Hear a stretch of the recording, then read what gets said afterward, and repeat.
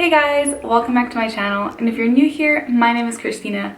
In today's video, I'm going to be talking to you all about how to ace pharmacology and nursing school. In my videos, I talk about nursing school and a plant-based diet. If you like these types of videos, then subscribe down below. Let's get into it.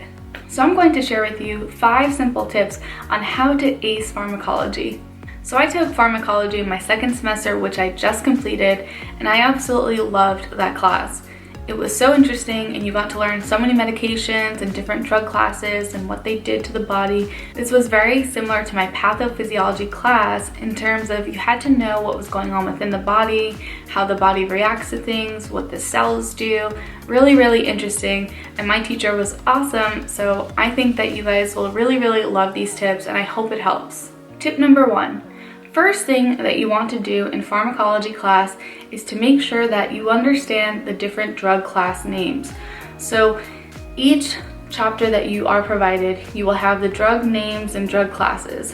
So some people get tripped up in pharmacology because they learn all the specific drug names instead of the drug classes. The drug classes are what specifically go on with that drug or that drug class, and their mechanism of action is typically all the same. So they have the same side effects, contraindications, but some medications might have something a little bit different. So if there's a distinguishing factor about a specific drug, that is when you want to learn more about that drug, because most likely you'll have it on a test like what is an adverse effect, and it'll say something more specific, so you need to know that specific drug because that would be the answer choice versus a class of drug. Tip number 2. Another thing you want to be aware of, or definitely speak with your professor about, is if they want you to know the generic name and the brand name, or if they just want you to know the generic name. Now for the NCLEX, they only want you to know the generic name. So in my class, we were actually given the generic name and the brand name, and sometimes even the drug class. Typically the drug class was included in there as well. Some of the questions just didn't have it because it was like a give me, as they would call it. So after you understand if you need to know the generic name or the brand name, then you can narrow it down even further, because if you need to know both, then it might be a little bit harder because you have to know 2 names versus 1. But like I said, we're going to be learning the drug class itself, and then if there's a specific medication that you need to know something more specific about, then you could learn the brand name and the generic name if you need to know both, or just the generic name if that's all your teacher requires. Tip number 3. So this is a tip that I say in pretty much all of my videos, and the reason why I say it is because it really is effective. So when you're in class, make sure that you are actively listening and taking notes, because there are going to be things that your teacher brings up in class that will definitely, of course, be tested on, and there might be something that they emphasize on that in class you'll only get that information from your teacher's mouth. You won't get that from reading your notes or going back to your PowerPoints. They might have, like for example, there were so many times in class where my teacher had skipped over certain sections, and she's like, we don't need to know that. But if you weren't paying attention, you wouldn't know that, and that'd be extra material that you really had to study, but you didn't have to in reality for the test. So while you're actively listening in class, then you're able to take some notes about the material that is being covered. For example, if you're going over medications like opioids, then you want to add more information from what your teacher had said, then you could add more notes to what she already mentioned. Sometimes teachers will specifically say things in class that they won't say on their actual PowerPoints and slides to see who is listening. So it's really important to be an active listener in class. Tip number 4. So I have this textbook, and if you have this one, in the back of the book, it gives you questions. So I am a big believer of questions, and so is my teacher. They actually just flat out told us that sometimes they'll take questions from the back of the book. So why miss some questions from the back of the book when you have the questions right here? Plus, it gives you an idea of how the questions can be formatted. Because when I first took this course, I was like, I had no idea how they would ask these questions without it just being like, what's this medication do? So this gives you an example of certain scenarios, which is really good to practice when you are taking the MCAT and even for your classes right now. So like I said, they have review questions.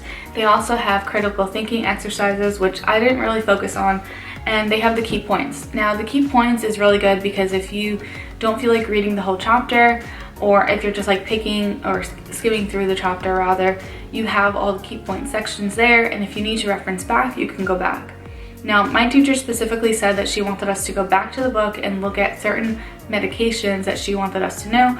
So I did that, and even though we didn't really have any further testing that was not related to the things that she said to look up, it was still really interesting and it was still really informative, and I understood why she wanted us to. It just gives you that better knowledge of knowing what medications do and how to distinguish the different ones from one another. So my last tip for you is simply repetition. So for me, in pharmacology, I really believe that learning these medications or these drug classes, it's simply about repetition. How many times do you need to repeat the information inside your head for it to stick? So the way I think of it as I was growing up, I remember in spelling class, and I'm sure you guys do as well, but you had to write things 3 times. Now I'm not saying to do that, but let's say you just wrote out the material once, or let's say you wrote out just the drug classes and what those drug classes do. So that will narrow it down so much instead of having to write out every little drug name and what it does. I do like to make study guides with pharmacology because I feel like it's more organized, and I did write out a lot of drug names and stuff, but it wasn't necessary. It was just for me personally, I liked to be able to see which drug classes and what drugs fell under that. Some of the questions you will have to know the drug names. So again, pay attention to what your teachers are saying, and if they want you to know specific drug names, they don't always have a hint. For example, a lot of times people will say like, just remember certain drug class names and then like the little hints. So for example, beta blockers, they end in LOL, but there's other medications that actually could be ending in that and they do something completely different, or they can fall under a beta blocker but they do something completely different. So just be aware of that. Not everything that ends in a certain thing means that it falls under that class. I'll say it again.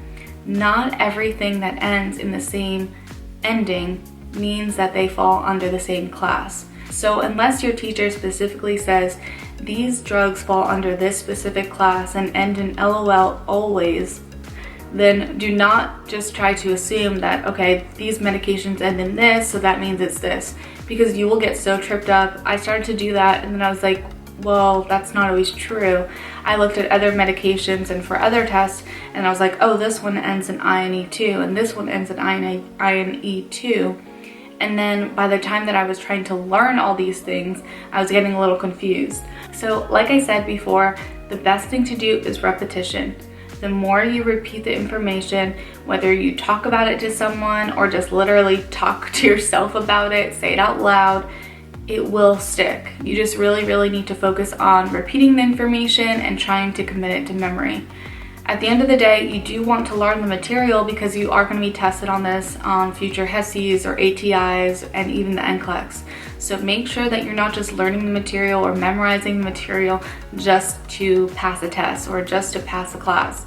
Make sure you're committing these to memory so that you could focus on these, and even when you're taking care of your patients later on, you'll have an upper hand of knowing what these drugs do and how to treat your patients and what adverse effects to look out for.